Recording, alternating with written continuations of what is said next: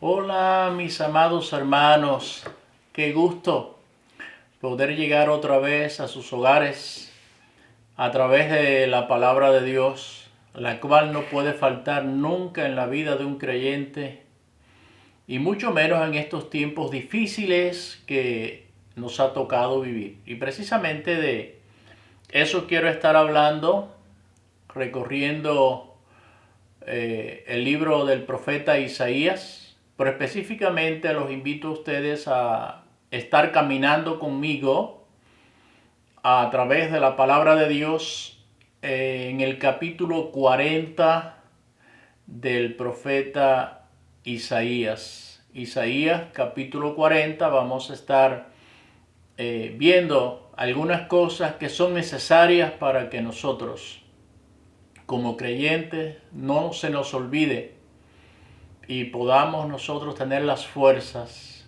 para vencer y un día poder estar donde Dios ha preparado para cada uno de aquellos que persevere y se mantenga firme hasta el final. Pues vuelvo a decirle, es un gusto. Les invito a buscar en sus Biblias para así comenzar este tiempo en Isaías capítulo 40. Isaías capítulo 40, los versículos 12 al 15. Isaías 40, 12 al 15 y luego vamos a estar leyendo los versículos 28 al 31. Isaías 40, 12 al 15 y luego el 28 al 31. Usted puede tomar papel y lápiz para que haga sus apuntes y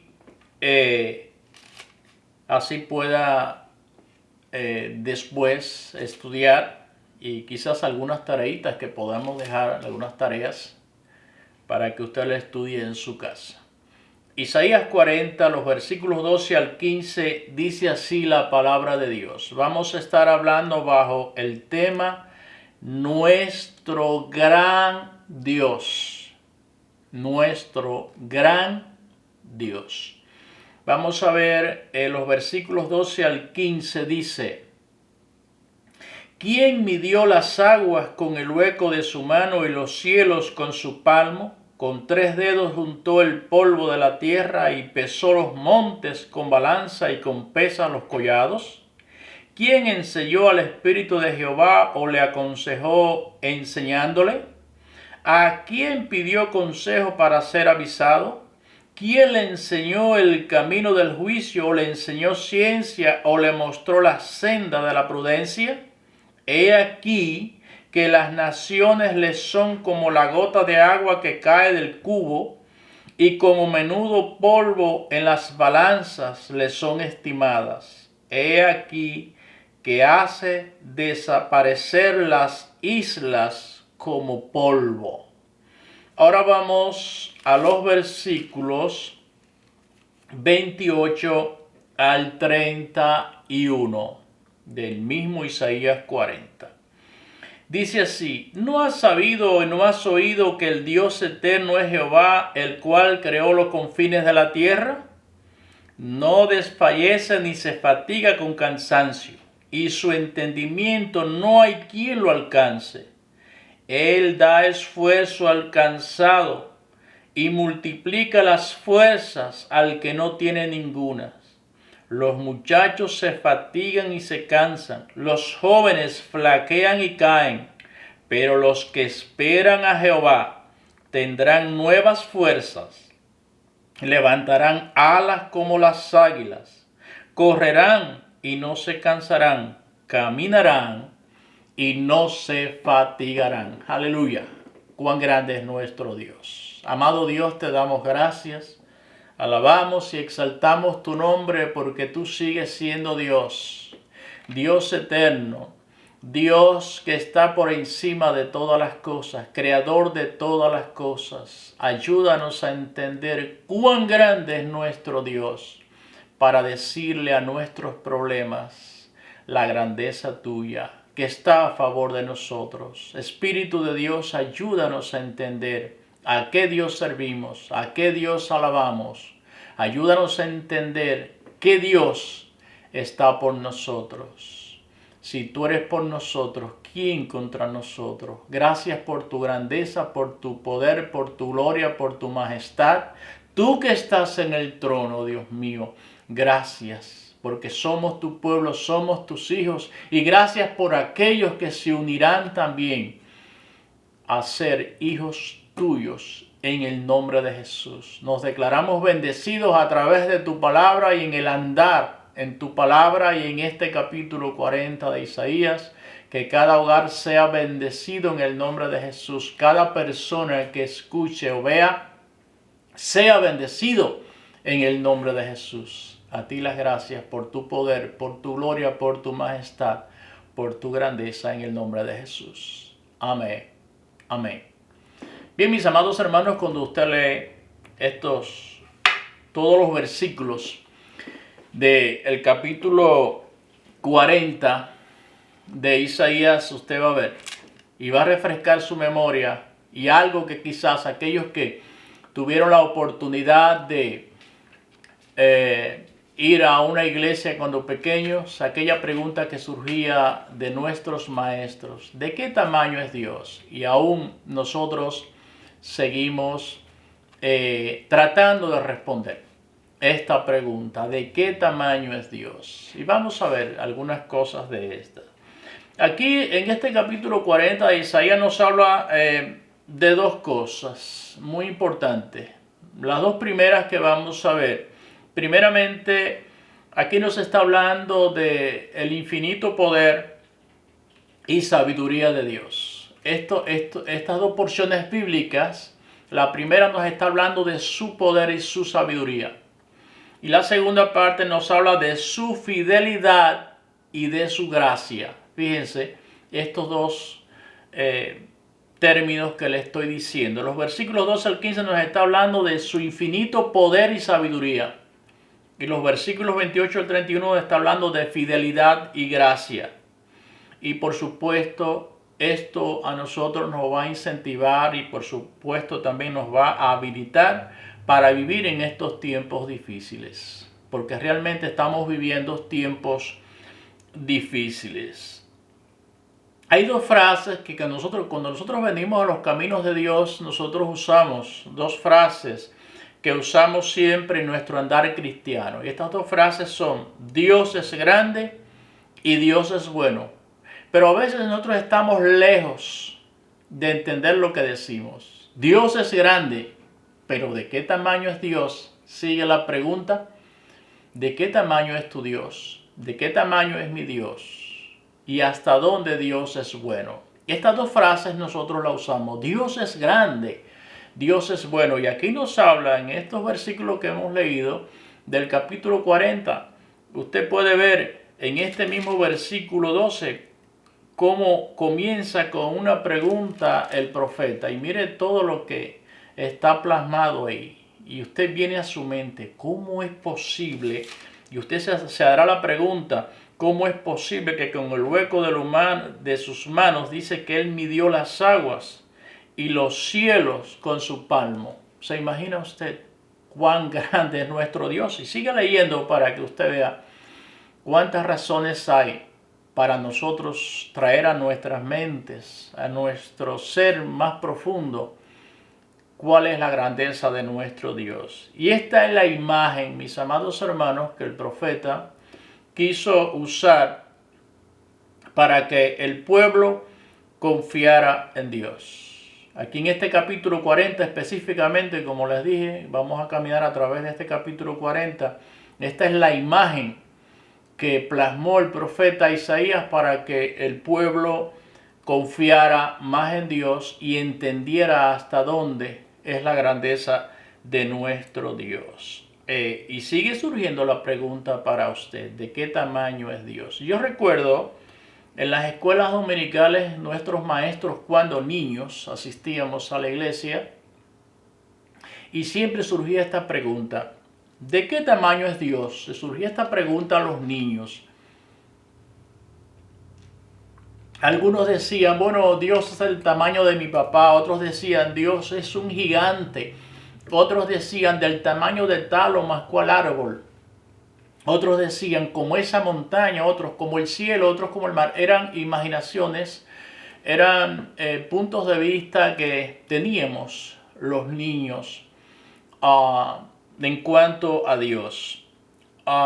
Pero recuerdo una respuesta que siempre daban los maestros. Y es una respuesta tanto para niños como para adultos. Dios es del tamaño que usted le crea. Dios es del tamaño que usted sea capaz de creerle. Hay muchos que tienen a un diosito pequeño, como aquellos que usan ídolos, aquellos que tienen su amuleto en un bolsillo, en una cartera, no sé, porque ese es su Dios. Nuestro Dios no cabe en ninguna parte. Nuestro Dios, ya usted puede ver en este capítulo 40 cuál es la grandeza de nuestro Dios. Y entonces esto nos da a entender que nosotros tenemos una visión limitada de la verdadera grandeza de Dios. La visión nuestra es muy limitada de la verdadera grandeza de Dios. Pero cuando nosotros aprendemos a relacionarnos con Él, cuando nosotros aprendemos a relacionarnos con Dios, vamos a conocer más de su poder, vamos a conocer más de su grandeza y cómo Él, ese Dios tan grande, quiere guiarnos a nosotros. Siempre he usado esta ilustración. Un elefante hacerse hormiga para entender a las hormigas. Entonces, cuando nosotros vamos a dirigirnos a Dios, debemos entender cuán grande es Él y cuán pequeños somos nosotros delante de Él. Por eso, mis amados hermanos, yo recuerdo dos frases muy importantes que usaron dos hombres de Dios en diferentes épocas que sirvieron a Dios. Y uno de ellos fue el profeta Habacuc.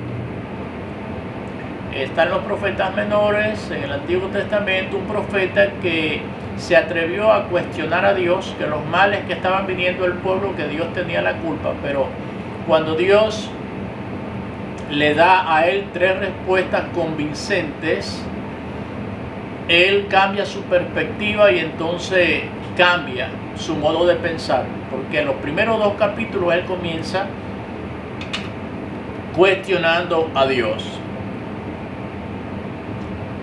En el capítulo 2 de Habacuc, en el capítulo 4, en el versículo 4 del capítulo 2 de Habacuc, dice, aquel cuya, es una respuesta que Dios le está dando a Habacuc. Mira, Habacuc, aquel cuya alma no es recta se enorgullece, mas el justo por su fe vivirá. Algo muy importante, la fe personal, no la fe de nadie, no la fe de la esposa, del esposo, del pastor, del otro, no, la fe tuya, mi fe, y esa es la que me va a ir llevando a subir escalones, peldaños, para yo ir conociendo a Dios, acercándome más a Dios. Y por eso dice, el justo por su fe vivirá. Esa es la primera respuesta que Dios le da a Habacuc en el versículo 4 del capítulo 2. Ahora en el versículo 14, el Señor le dice, mira, Habacuc, así como las aguas cubren la mar, así será llena la tierra del conocimiento de Dios.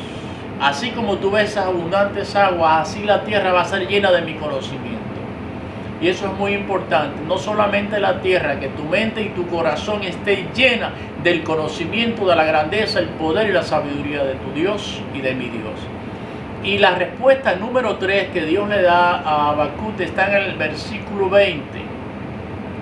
El capítulo 2 le dice, mira, Habacuc, Jehová está en su santo templo, calle delante de él toda la tierra. No hablen lo que ustedes no saben. Recuerden también la vida de Job. Job creía que conocía a Dios y hizo declaraciones grandes, pero al final tuvo que decir, de oídas te había oído, mas ahora mis ojos te ven, ahora me arrepiento en polvo y ceniza. Entonces, mis amados hermanos, a veces creemos que conocemos a Dios. Recuerden que una cosa es conocer de Dios y otra es conocer a Dios. Y estamos llamados a conocer a Dios. El mundo conoce de Dios, pero no conoce a Dios. Estamos llamados a conocer a Dios. Cuando conocemos a Dios, vamos conociendo de su grandeza, su poder, su gloria, su majestad, su sabiduría, para guiarnos a nosotros. Entonces, cuando Habacuc recibe estas tres respuestas, el capítulo 3, desde un profeta quejumbroso, de un profeta que está cuestionando a Dios, ahora en el capítulo 3, él se eleva al gozo a las alturas del gozo. Pero me llama la atención, vuelvo al principio, dije de dos frases de dos hombres en épocas diferentes. Habacuc, primeramente, dice en el capítulo 3, versículo 18, dice, aunque ya no hayan vacas en los corrales ni ovejas en la majada, aunque no produzca, no haya vides, no hayan olivos, no haya aceite, no haya nada, aunque haya crisis, aunque no haya alimento, él dice en el versículo 18, con todo lo que esté pasando, yo me alegraré y yo me gozaré en el Dios de mi salvación. ¿Qué quiso decir Habacuc aquí? En el Dios de mi experiencia, en el Dios de mi convicción, en el Dios que yo conozco. Pase lo que pase, yo conozco la grandeza de Dios. Yo conozco el poder de Dios, yo conozco la majestad de Dios, yo conozco la sabiduría de Dios. Pase lo que esté pasando, ya yo no confío, yo no voy a confiar en el presidente que está o el que va a salir, no, yo voy a confiar en mi Dios. Con todo, está diciendo él, yo me alegraré y me gozaré en el Dios de mi salvación, en el Dios de mi experiencia. Por eso quise tomar como ejemplo esta frase, mi Dios, tu Dios, no el Dios del que te rodea, el tuyo, porque el justo va a vivir por su fe. Y la otra frase es la del apóstol Pablo, cuando él escribe a los creyentes en Filipos, estando aún este hombre preso, él escribe esta carta a los filipenses, y en el capítulo 4, versículo 19, Pablo también usa una frase que me habla de una convicción y de un conocimiento profundo de la grandeza de Dios. ¿Y cuál es? En Filipenses 4:19 dice, mi Dios suplirá todo lo que os falta conforme a sus riquezas en gloria.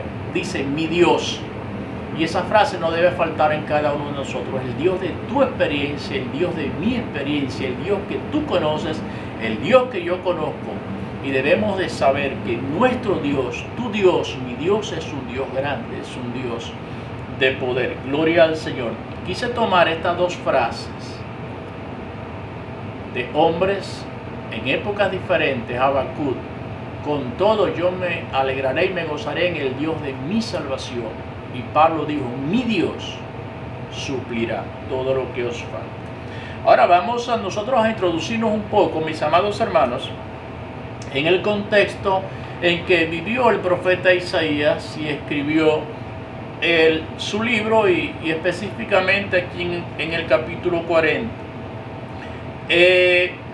Alguien dijo que fue un profeta grande por dos razones. La primera razón, porque fue un profeta grande porque vivió en tiempos críticos y de gran inestabilidad a nivel internacional. Primero fue eso, vivió en tiempos y momentos críticos de gran inestabilidad a nivel internacional. Y segundo, caminó con dignidad y sin temor en medio del caos que se estaba viviendo en aquellos tiempos. Yo creo que estamos necesitando un Isaías en estos tiempos también, mis amados hermanos. Fue un hombre firme en su fe y seguro en su Dios. Eso es algo muy importante. Firme en su fe y seguro en su Dios. ¿Y sabe por qué estaba firme en su fe y seguro en su Dios? Porque sabía el Dios al cual él había creído, el Dios que lo había llamado al ministerio profético, lo conocía. Y por eso fue un hombre que caminó firme en su fe y seguro en su Dios. Ahora bien, Isaías trata en este tiempo, como siempre Dios ha tratado de buscar medios y métodos para que nosotros le entendamos. Hay muchos medios y a veces nosotros vemos cosas difíciles que pasan y pensamos que es lo más difícil, y es el medio que Dios está usando como Dios sabio para tratar con nosotros y que nosotros le entendamos. Él en su tiempo usó un lenguaje llamativo, le diríamos, un lenguaje llamativo para atraer la atención de un pueblo ciego y sordo espiritualmente, de un pueblo ciego y sordo para que ellos entendieran las verdades espirituales. Les voy a hablar de esto. Si vamos al capítulo 1, cuando comienza el profeta Isaías, en el capítulo 1, los versículos 2 y 3, y dice así: Oíd cielo y escucha tu tierra, porque habla Jehová. Crié hijos y los engrandecí, y ellos se rebelaron contra mí. El buey conoce a su dueño, y el asno el pesebre de su señor. Israel no entiende, mi pueblo no tiene conocimiento.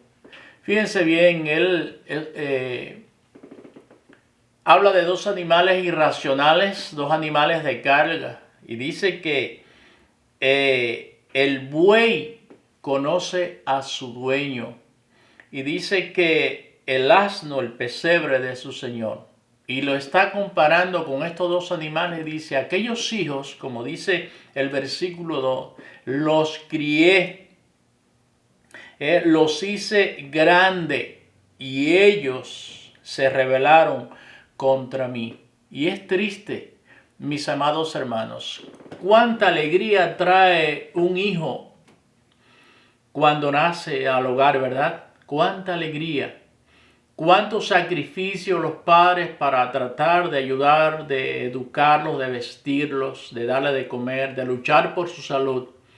Y qué triste es que al final estos hijos sean malagradecidos o ingratos, se rebelan contra los padres, abandonan el hogar, no honran a los padres. Entonces el profeta está usando este término para hablar a la conciencia, al corazón, a padres, a familias, está hablando. Dice: y eso es lo que sufre nuestro Dios, aquello que le llamamos a Él Padre. ¿Por qué abandonarme si yo los he hecho grandes, yo los he guardado, yo les permití venir al mundo? Yo les he guardado de tantas plagas, de tantas circunstancias, los he librado aún de la muerte. ¿Y cómo me van a abandonar?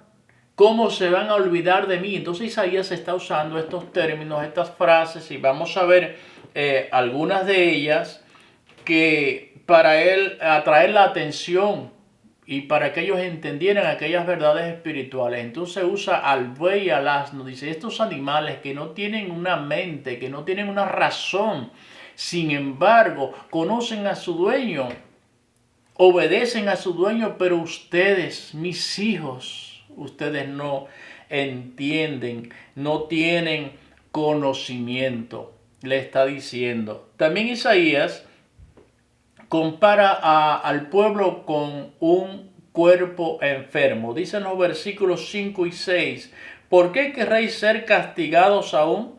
¿Todavía os rebelaréis? Toda cabeza está enferma y todo corazón doliente. Desde la planta del pie hasta la cabeza no hay en él cosa sana, sino herida, hinchazón y podrida llaga. No están curadas ni vendadas ni suavizadas con aceite. Los compara también con un cuerpo enfermo, los compara con una ramera. Dice el versículo 21: ¿cómo te has convertido en ramera, oh ciudad fiel?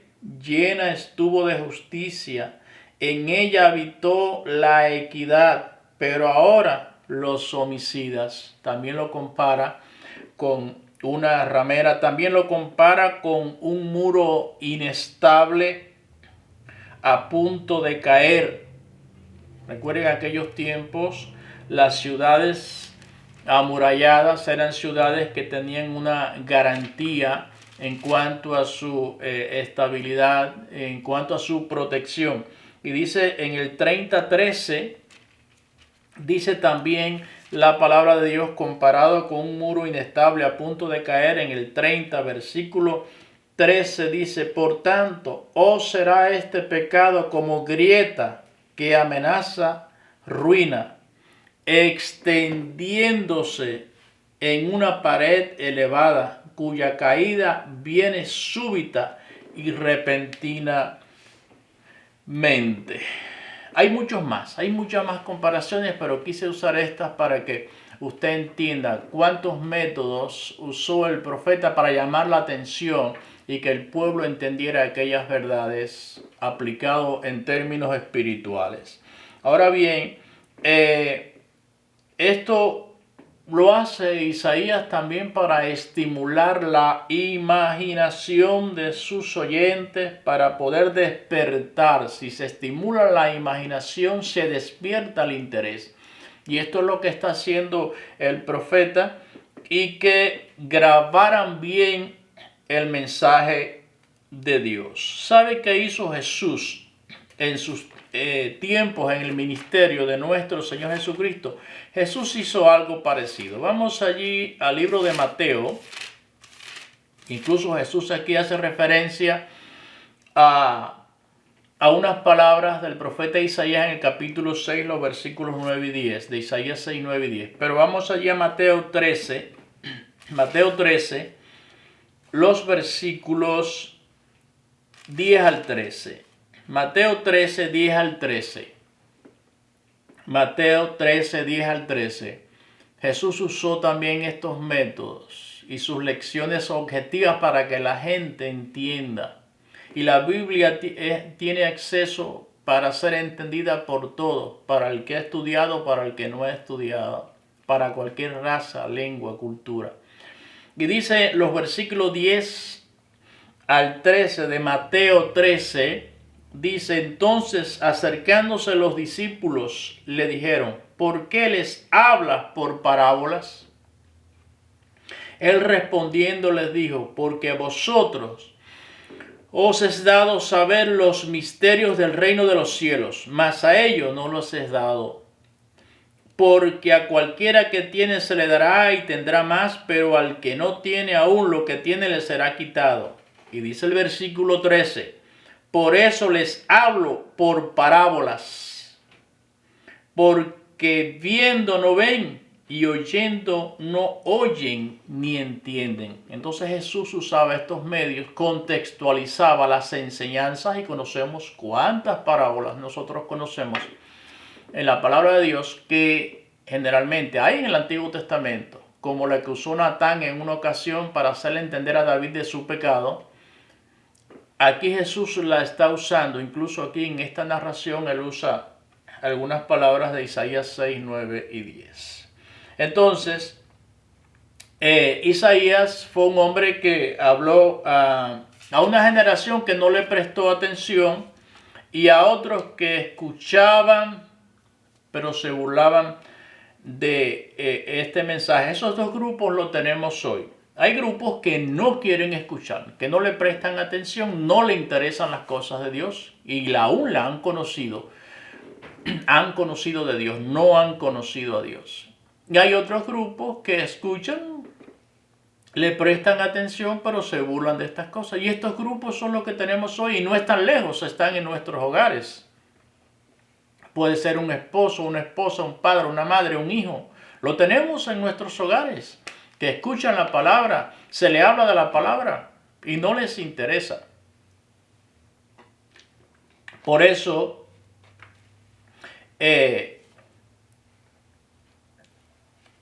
le llaman a él el profeta evangélico. Fue un hombre en su tiempo, Isaías, uno de los más grandes profetas del Antiguo Testamento. Muchos dicen que es el más grande. Fue un hombre que presentó a Jesucristo y presentó las buenas nuevas del Evangelio. Si usted estudia los capítulos 52 y 53, usted va a ver. Fue un hombre que habló del Mesías, habló de alguien que iba a venir, y unos 700 años después estuvo cumpliendo esta profecía, el llamado profeta evangélico. Pero me llama la atención alguna declaración que hizo Jesucristo en Mateo capítulo 11. Mateo 11, versículo 11. Me llama la atención una declaración que hace el Señor Jesucristo hablando de Juan el Bautista. Mateo 11, 11 dice: de cierto os digo, está diciendo el Señor, seguro, seguro, estoy diciendo, entre los que nacen de mujer no se ha levantado otro mayor que Juan el Bautista. pero el más pequeño en el reino de los cielos, mayor es que él. ¿Qué quiso decir Jesús aquí? Hubieron profetas del Antiguo Testamento que hablaron de la venida del Mesías, de un libertador, de alguien que vendría en el lugar, a ponerse en el lugar de la raza humana, a pagar el precio que no podíamos pagar, el precio de nuestra salvación, como dice allí en Isaías 53, y hay profetas que hablaron de él. Y yo me pregunto cuánto anhelarían aquellos profetas haber conocido a aquella persona o aquel Mesías del cual ellos estaban hablando. Isaías lo presenta, bien claro lo presenta Isaías, incluso capítulos 9 y 11 habla de su nacimiento, los nombres, los títulos que se le darían. ¿Cuánto deseo hubiese tenido Isaías de conocer a aquella persona a la cual Dios le estaba revelando que hablase? No pudo conocerlo. Pero sin embargo, Jesús aquí está hablando de Juan el Bautista. No ha nacido uno más grande que él. ¿Por qué? Porque Juan el Bautista tuvo la oportunidad de presentarlo al mundo. He aquí el Cordero de Dios que quita el pecado del mundo. Aleluya, gloria al Señor. Juan el Bautista tuvo la oportunidad de bautizar a Jesús, nuestro Salvador. Entonces Jesús está refiriendo el más grande de la historia, pero sigue diciendo, pero aún uno de los más pequeños de aquellos del reino de los cielos es más grande que él. ¿Por qué está diciendo? Está hablando ahora de nosotros. Juan el Bautista lo presentó. Isaías habló de él.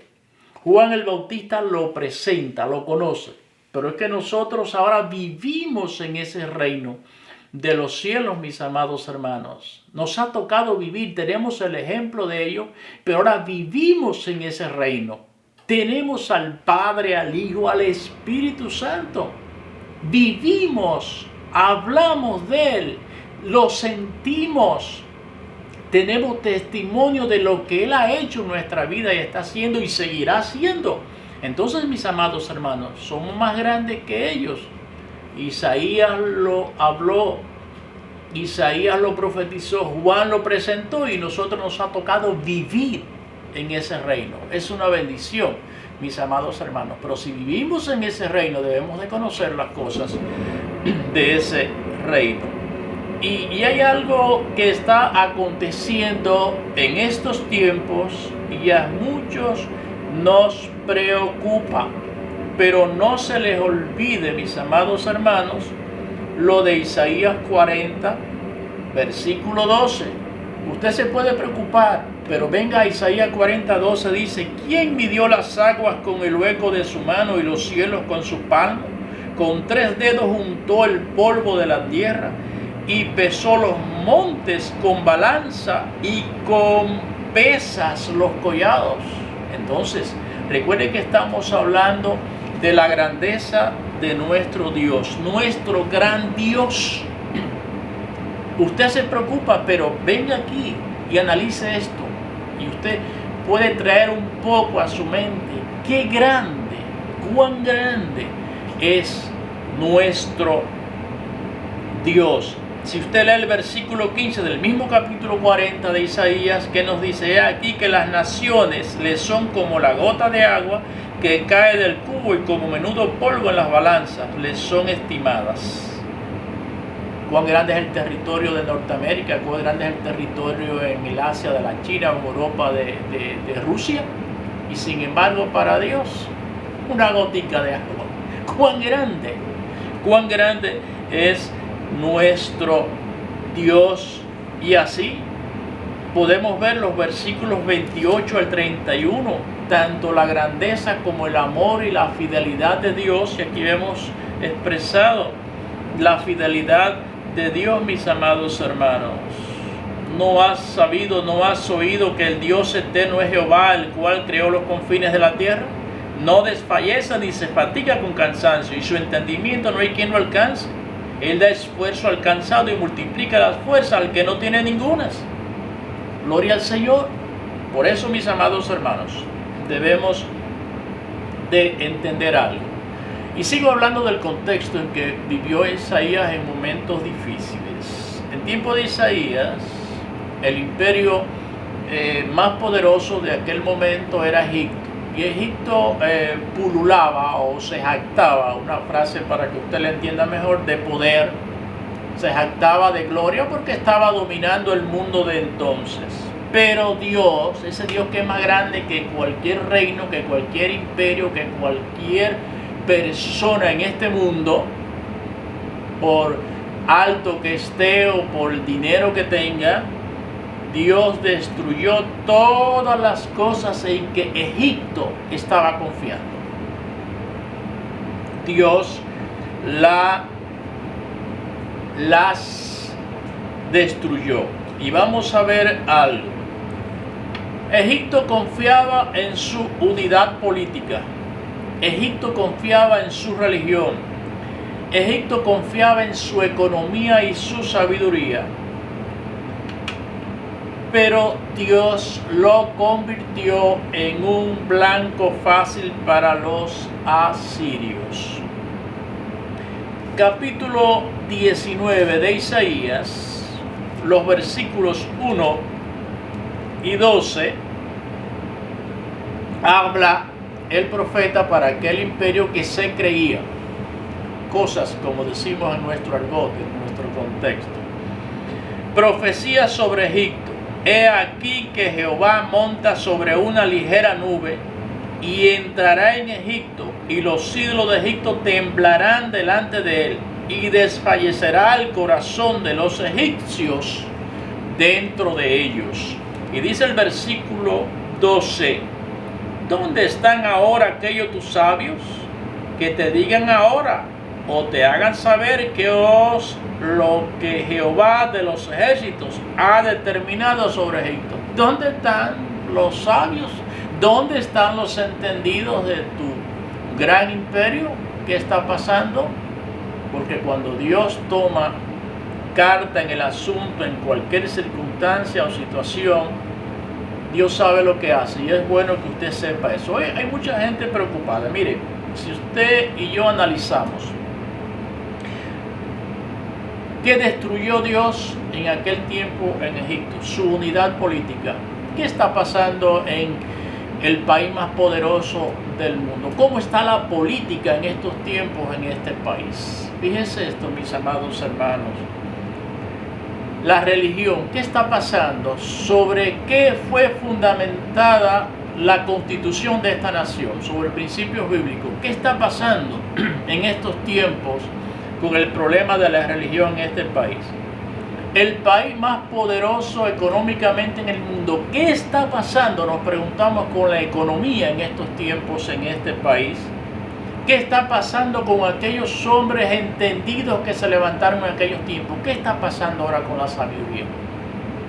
Lo mismo que pasó, que Dios destruyó a los egipcios como imperio en aquel tiempo, lo estamos viendo, mis amados hermanos, en estos tiempos, tristemente. Pero quiero que usted sepa una cosa.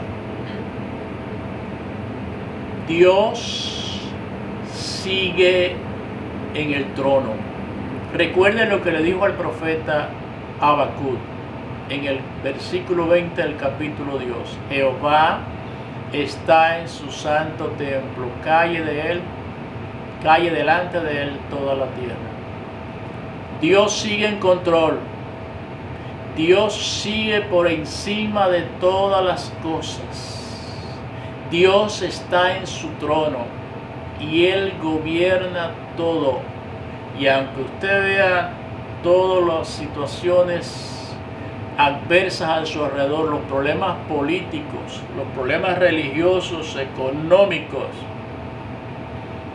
derrumbándose a su alrededor, aprenda a conocer cuán grande es nuestro Dios. Aprendamos esto, mis amados hermanos. No a poner nuestra fe, nuestra confianza en los grandes, en los políticos. Ponga su confianza en su Dios. Aprenda a volar como las águilas. Y desde esas alturas usted va a ver las cosas más pequeñas. Porque nosotros tenemos un lugar de privilegio donde nos ha puesto el Señor desde el día en que nosotros creímos, como lo dice allí en Efesios 2:6. Después de estar muertos en delitos y pecados, Él nos dio vida, Él nos resucitó y nos hizo sentar juntamente con Él en lugares celestiales. Estamos por encima de todas las cosas. Estamos en un lugar de privilegio, al lado de alguien muy especial.